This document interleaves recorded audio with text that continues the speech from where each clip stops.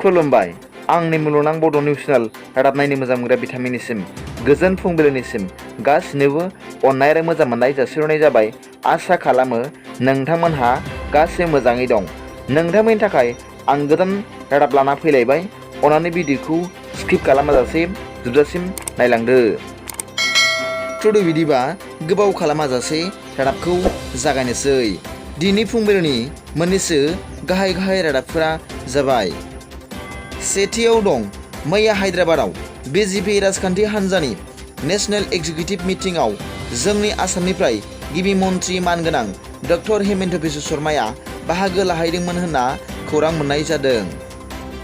नैथियाव दं मैया BTRनि गाहाय मावफुं सोद्रोमा मानगोनां प्रमद बर' बिथाङा क'क्राझारनि सेन्ट्रेल इन्स्टिटिउट अफ टेक्न'लजिनि गासै बिल्डिं आरो खाबुफोरनि जौगानायनि सायाव नायफामफिननाय एबा रिभिउनि दान्दिसे मेलाव बाहागो लायो आरो इयुनाव साबसिनै दैदेनलांनांगौनि फारसे सावरायदों होनना खौरां मोननाय जादों। थामथियाव दं मैया NRDS मेनेजमेन्ट प्राइभेटआ BTRनि चिफ केयार फान्डआव 1 लाख रां दान हिसाबै अनसुंथाइ होदों होनना खौरां मोन्दों।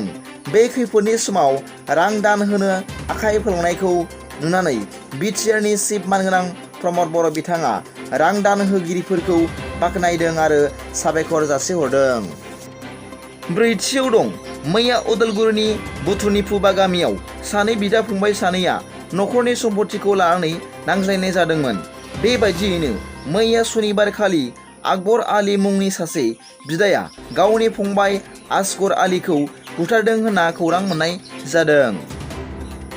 खौरां मोननाय बादिब्ला पुलिसफोरा मैयानो दायनिगिरि आकबर आली आरो बिथांनि बिसि हमीदा खातुनखौ आरो बिनिनो फिसाज्ला आब्दुल सालामखौ खानो हाबाय होनना खौरां मोन्दों। मानोना बे खास्रि बिसि बुथारनाय जाथायाव बिसोर गासैबो लोब्बा दं होनना मिथिनाय जादों। बाथियाव दं additional DG NCC NER major general Bhaskar Kalita बिथाङा मैया क'क्राझाराव दावबायफैनानै क'क्राझार जिल्लानि जिल्ला बेंगिरिनि मावख'आव जिल्ला बेंगिरि बर्नाली देखाजों क'क्राझाराव माखासे सुबिदाखौ लानानै सावरायफैदों होनना खौरां मोननाय जादों। थ' फुंबिलिनि मोननैसो रादाबा दा बेखिनिल'मोन।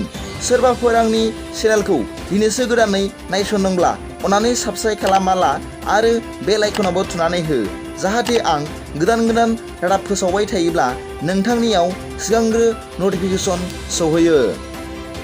गाबोननि फुंबिलिनि रादाबाव नोंथांमोनखौ आंनि मुलुगनां बड' निउस चेनेलनिफ्राय गोसो गोथारै बरायहरनाय जाबाय।